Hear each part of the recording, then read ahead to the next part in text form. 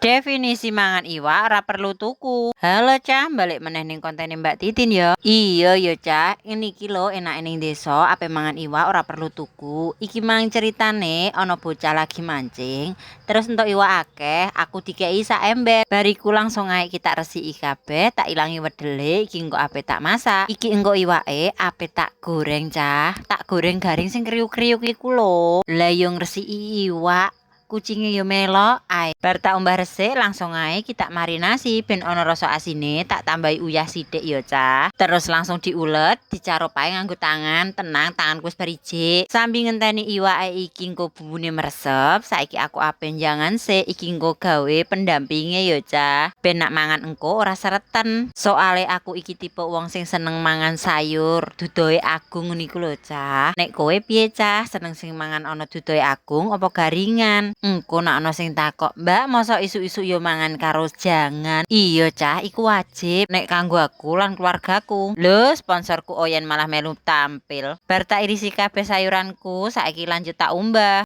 Delok eneh, iki lho tak video ben kowe roh nek jangananku iki tak umbah. Engko nek mbok arani ora tak umbah, Cah. Bar tak umbah resik, langsung tak entas ae. Saiki genti ape nyiapno bumbune. Iki ceritane aku ape jangan sop, Cah. Bumbune ya iku bawang brambang karo kei merica. Ape tak ulek ben genah Cah, dadi kita tambahi uyah sithik ya ben dagage cepet lembut. Oh ya le wis sediluk lembut, iki banyuku wis umup le nggodhog ape nggo jangan sop, langsung bumbune iki tak jegurno ae.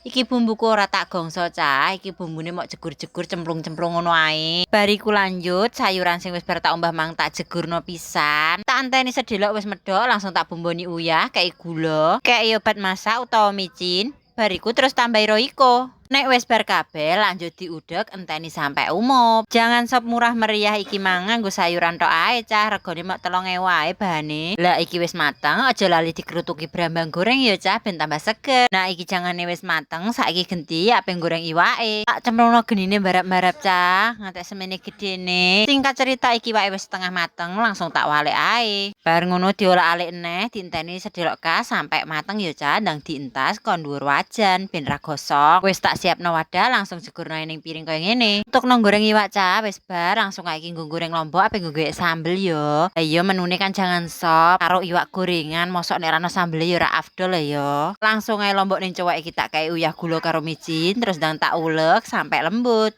Sedelok wis lembut Cah, iki lawanku wis mateng kabeh. Ayo mangan. Aku wis nyiapno sego sak lawah lengkape. Bismillahirrahmanirrahim. Mangan iwak wader. Mangan iwak wader iki gurih pol Cah, iwak kali iki enak lho. Ayo Cah merapat, monggo maem.